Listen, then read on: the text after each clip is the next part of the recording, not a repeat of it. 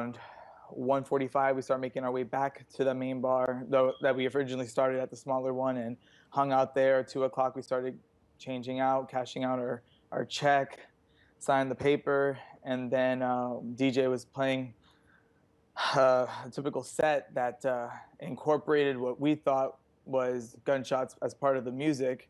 4 shots, bop, bop, bop, bop. And but for some reason, it was different. No one put two and two together until the fifth and sixth, between 10 and 20. That's when everything really started getting real. And then we all, at that point, did a domino effect all to the floor. Everybody, at least at that part of the club. I can't speak for the main floor or anything else, but at least from what I saw in our section of the bar, it was just a quick drop, hit the floor, hit the ground. And how did you get out? How quickly did you get out of the club?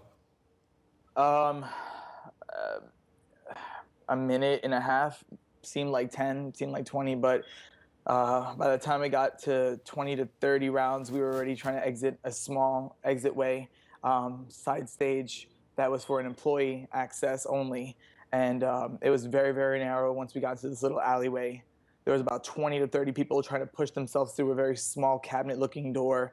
And then there was a huge gaping hole in the fence that literally looks like people just punched it and kicked it down in order to get out because they realized that wasn't working. And all in all, probably like a minute and a half, 2 minutes just to exit the building. But we were still on premises dealing with casualties that we decided to stay by and help out. We're so glad that you got out. Did you happen to see the shooter? No, not at all, actually. We had first heard the gunshots, and then when we realized that it was actual real life, we hit the ground, and then we started to realize that it's getting closer and louder and louder. There was about a 10-second break where we didn't hear any more bullets going off, and that's when we made a jet for the door. But like I was telling someone else before, I didn't even want to look back. I didn't. Why? To look at them, that would be the last thing I see in my face, and the last memory I have. That's not something I want to remember. We just wanted to make sure. We heard that it was coming closer. We ran out, we jetted, and tried just saving ourselves and saving as many people as we could just to get out of there. Did all of your friends make it out? I went originally with my best friend, yes. He was with me the entire time. I dragged him to the ground because the shock and awe factor kicked in.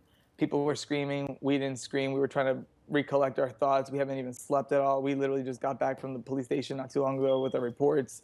He made it out. There was faces we had seen all the time, mutual friends, but we were already in a zone at that point, just enjoying the night. And then we just don't remember seeing many people. Some people trickled into the police station to make their report. Others we did hear, mutual friends, did not make it. One succumbed to 2 chest back wounds. The other was shot and was dragged out. One of our longtime bartender friends was actually in a small little fitting room with about 10 other people hiding in there, just waiting for a miracle, waiting for someone to come in and just rescue them. This is so horrible. Louis, when you were outside and you were helping other people who had escaped, tell us what that scene was like.